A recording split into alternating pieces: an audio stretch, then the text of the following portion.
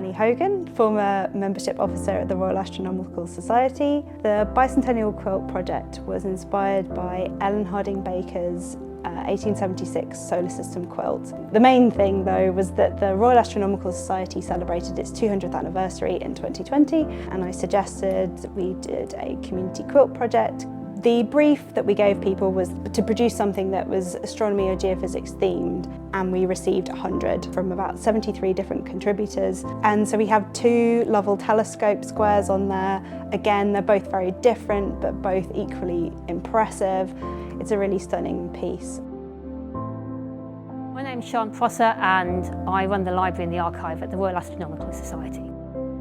For over 200 years, we've been holding meetings where our members can share cutting-edge discoveries and research. The Royal Astronomical Society believes that astronomy and geophysics is for everyone. We also believe arts and crafts can be a way into learning about this topic, and this is beautifully illustrated by the patchwork quilt. We would have, for example, a solar physicist illustrating her expertise through delicately crafted stitches and planets and stars and galaxies next to famous people in the history of astronomy like Caroline Herschel, who observed these phenomena. To have these all linked together in the patchwork quilt has been a fantastic route into engaging with people. My name is Linda Seward, and I've been quilting for probably 50 years.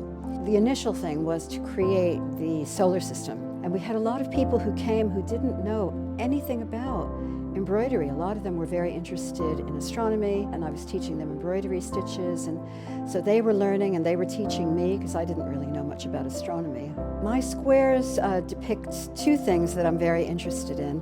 I absolutely love Saturn. The other one shows the Milky Way as seen through the Gaia telescope. You know, you do not know the hours all the people who were involved in this quilt spent thinking of their design and then carrying it through to fruition.